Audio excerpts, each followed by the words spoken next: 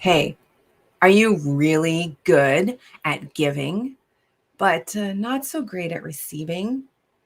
You want to learn how to be better at it? Well, tune in for our Midweek with Meaning.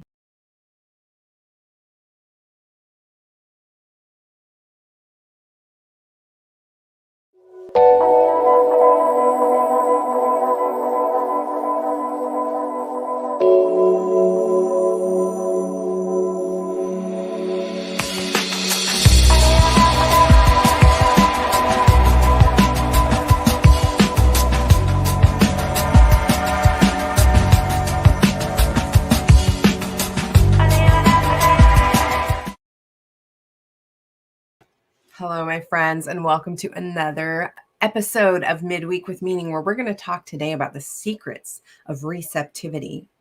So, how many of you out there are really good at giving, about supporting others, about throwing yourself into the mix? Raise your hand, put a little chat in the comments there, let me know. So many of us are really good at helping out others.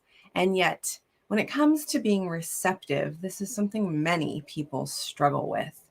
And as we're transitioning from the season of gratitude, we just came through the month of November and we talked a lot about gratitude practices, embodied gratitude practices, and what all of that means, how to be, how to have impact for other people. We're now transitioning into the season of receiving as we curl inward into this deep, dark winter, at least here in North America. And while we're in this dark time, there's always this little light that we get to keep with us and expand over the next few weeks as we move into the season of the winter solstice, the new year, and such. So, of course, this is a traditional season of gift giving. And there's so much more to talk about here when we consider the concept of being receptive. So, yes, as a child, you were probably like, I want all the presents, give me all the things. But this is a little bit different than what I'm talking about. I mean, when you're a kid, I think most kids are kind of okay about getting things. Maybe you like something, maybe you don't.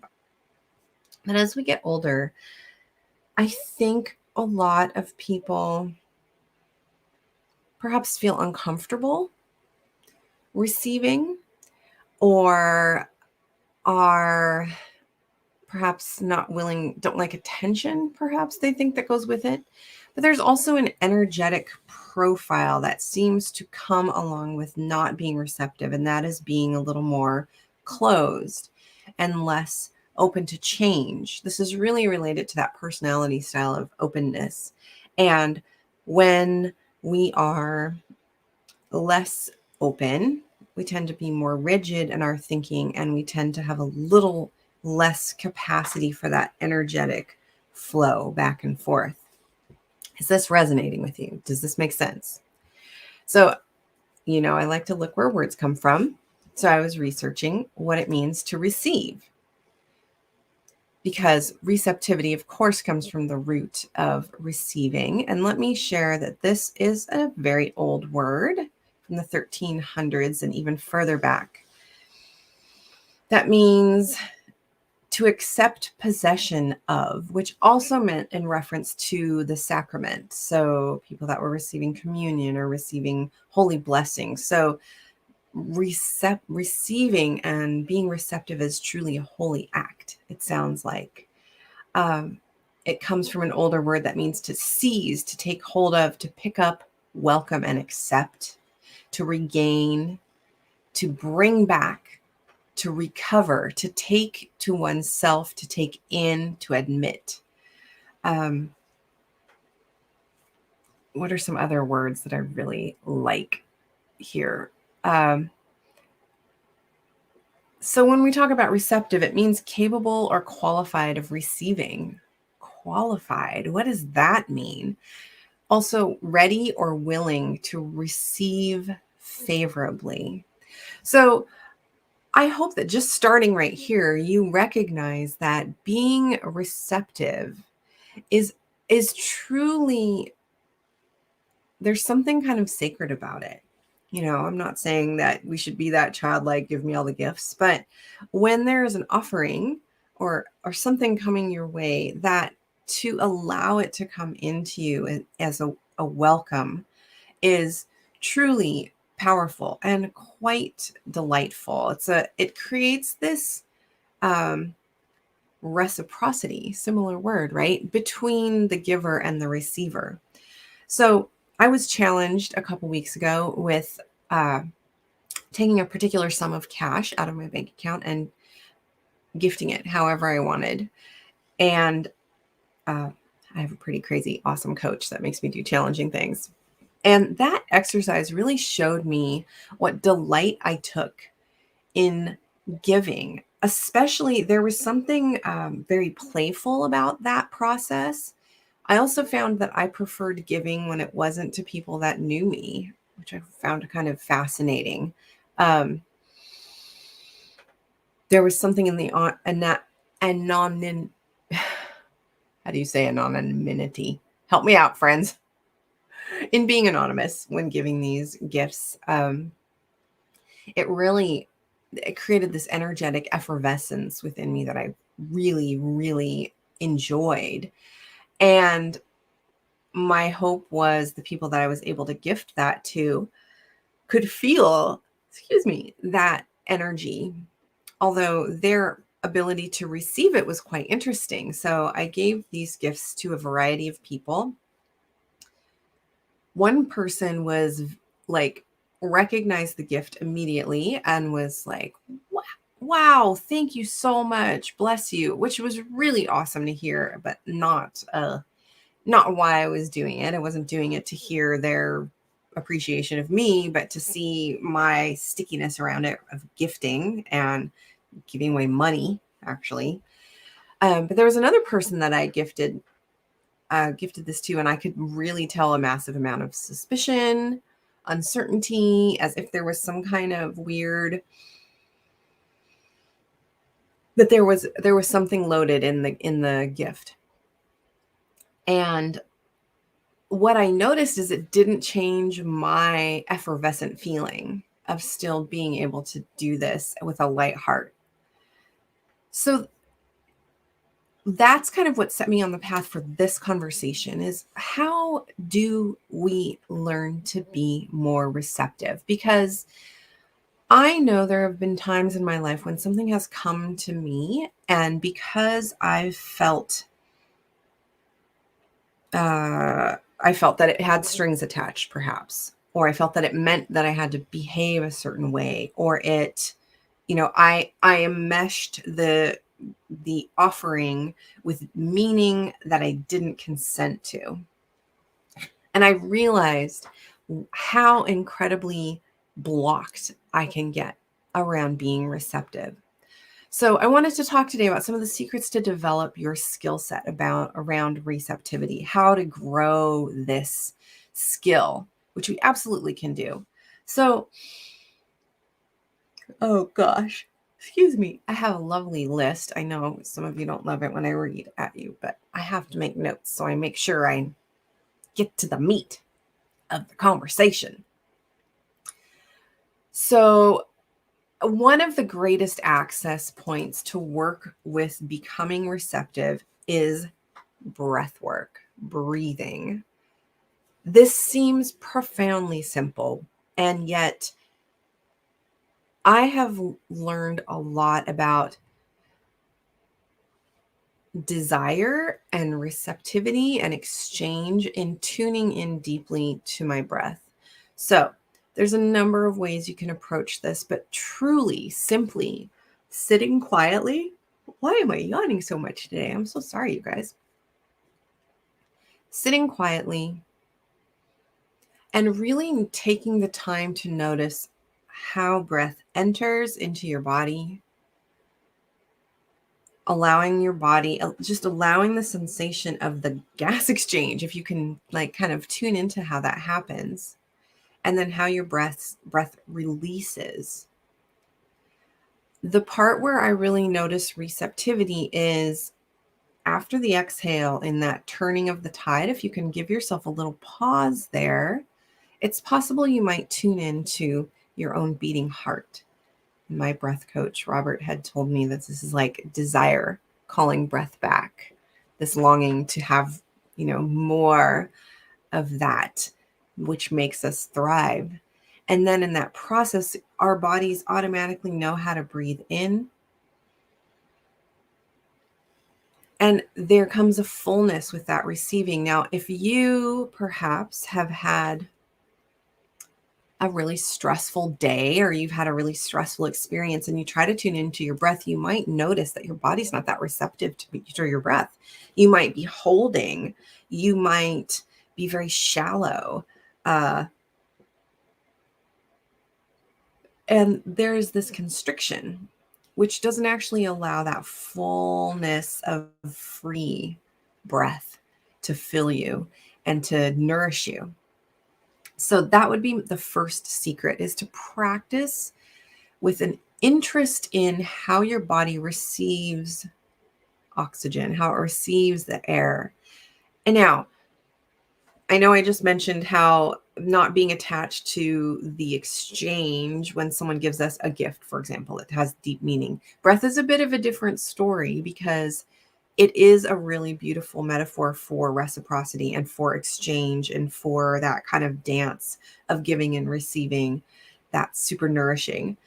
So I want to make sure I detach those two, that the expectation that can come with one receiving from another is not the same as the beautiful exchange that happens in breath in that process. So that is one thing I want to say. But so some of the ways that you can access this more is through this stillness and just really listening to breath.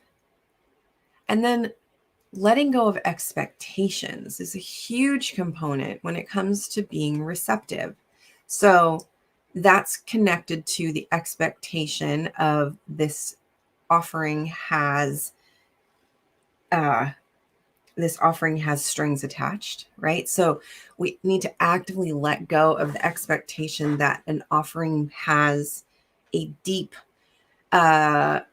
meaning that helps us, that clamps us down in that receptive way. So kind of opening and softening to that.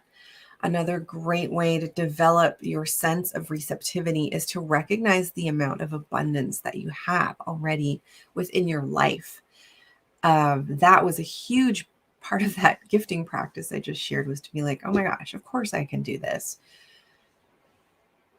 When we are not receptive, we are more closed. We see scarcity. We say no to things. We kind of feel really kind of attached and tight around everything. So if we can move into that recognition of abundance, that tapping into gratitude that we spent all last month working with, to then soften and allow yourself to be open more. Notice how much you are blocking things by saying no. So this is another tricky one. So I want to talk about our no for a second. Your no is a sacred answer, 100%. Why did my screen just get orange? That's weird. But there are clients that I work with that no is an automatic response. It's not rooted in, it doesn't seem deeply rooted in an authentic answer. It seems like the no comes from a place of guarding or protection. I hope that makes sense. So it doesn't mean that there has to be a yes, but I would invite you to consider, when you are having offerings from people, how much there's an energetic no within you that's just like a door shutting. That's just a no. Simple example of how you might experience this when you're out in the world. So perhaps you're in a place where you don't have to be masked all the time. Maybe you're outdoors somewhere and someone offers you a smile.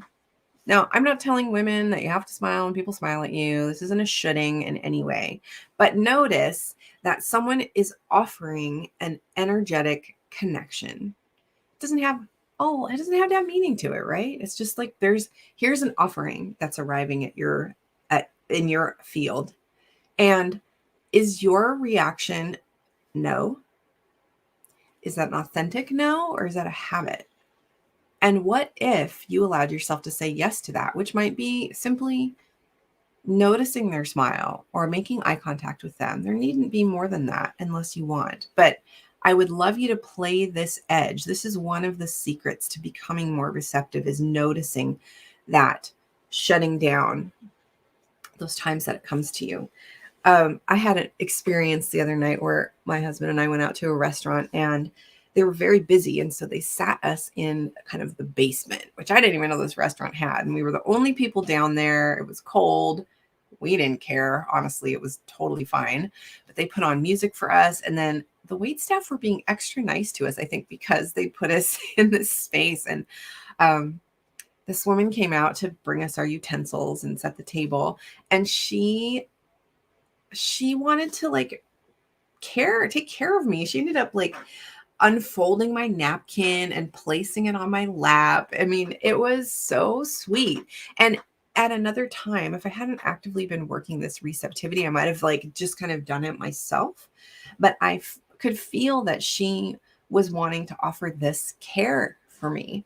And it was really sweet to just let that happen. I haven't had someone like set me up like that in a really long time. So that was a place where I allowed myself to say yes to something totally safely, no strings attached, and how sweet it was. So another secret is when we can get to this gratitude place, this open place, when we allow this receptivity, is allowing for possibility, right? So possibility, such a great lamb to live within. It's tricky if you are struggling with depression or anxiety. These things get kind of rumination. We get thoughts and we get kind of stuck in lack of possibility. It's back to that scarcity mindset. And it's not your fault. It's just there is some real patterns of thinking that can get stuck there. But when you have opportunity to tune in and be open, you allow for different possibilities to happen, which are so incredible. So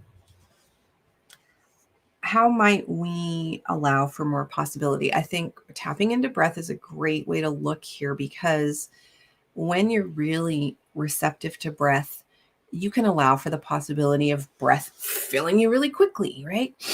Like that. Or you can allow for the possibility of a long, slow breath, or shallower. Like, these are places of play, and play and possibility are so beautifully intertwined as far as how you can move from that restrictive, scarcity, closed place into open, possible. The road is play. I really think that. I really find that for me, it helps a lot to practice with play and to bring in that curiosity. So be bringing in that sense of the possible. And another secret that I think is really important is to expand your perspective. That's part of this looking at possibility, but it also is allowing ourselves to think and have compassion for the other that might be making an offering to us, or might be, we carry such a critical mindset about others for the most part. I mean, honestly, right? Like, I work really hard at carrying an open heart. And I think one of the ways that I've learned to expand this perspective and develop a greater sense of compassion with others was being a labor and delivery nurse at a hospital that had a huge variety of people birthing their babies from all around the world. It was really incredible to be with women in their different birthing practices. And it required a really great sense of humility on my part to not come into someone's room and make an assumption that because they were of whatever culture or that the birth needed to go the way that I thought it should. Like, I really had to step back and try to understand their relationships, their perspective, what they thought was going on, because, right, like, not every single person from a country thinks the same way. Like, I'm sure you and I feel quite differently about things, but it allowed me to expand enough that I could see their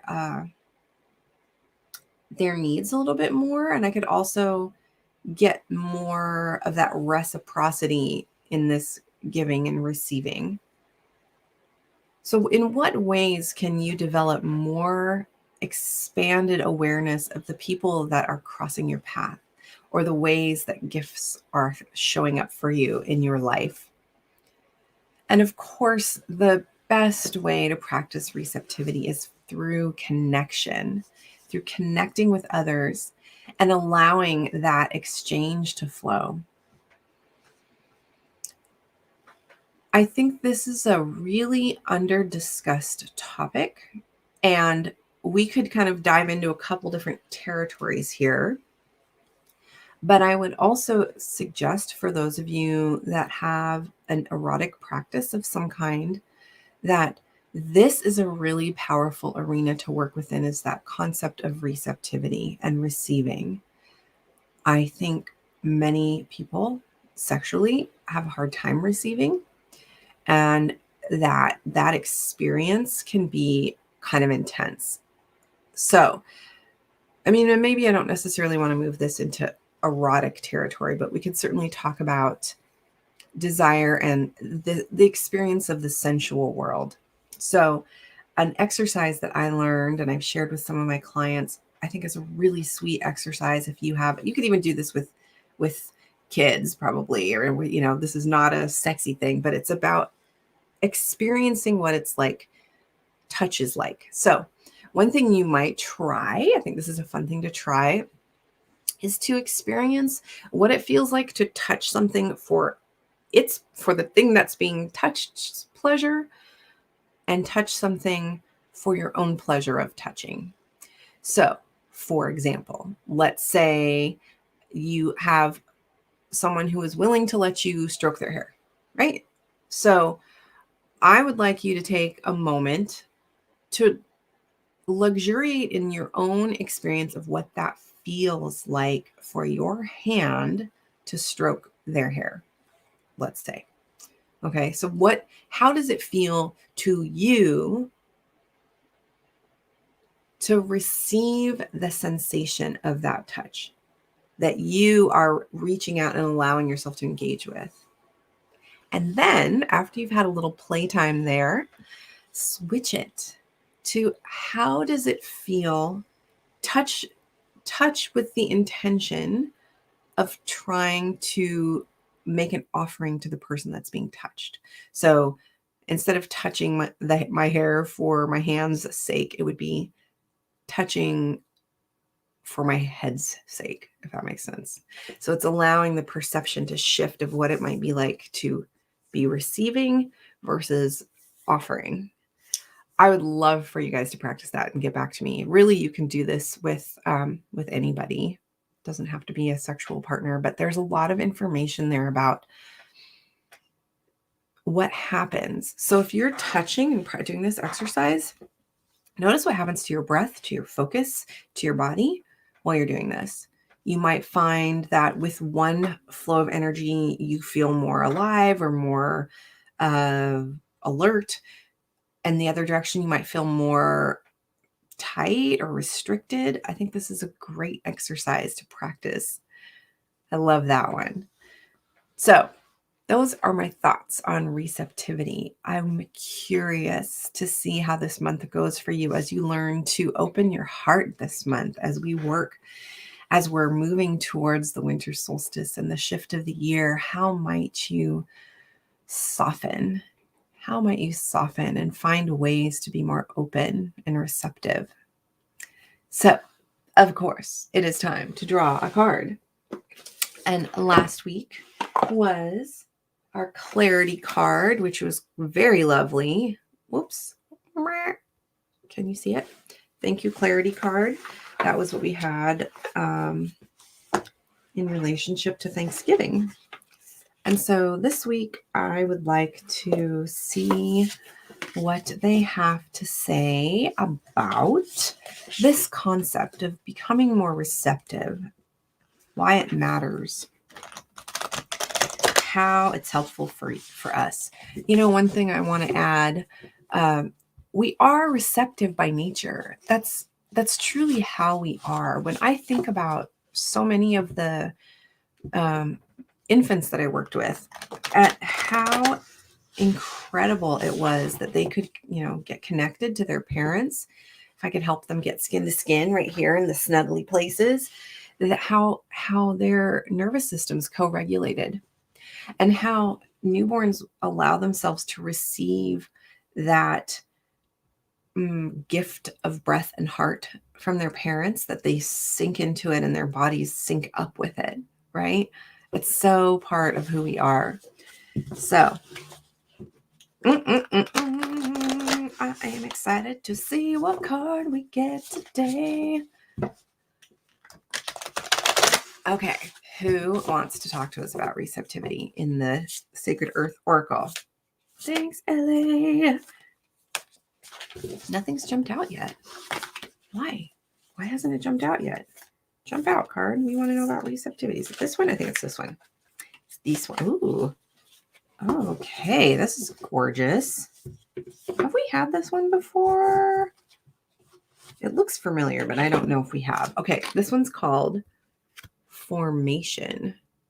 Can you see it? Hide my face, maybe.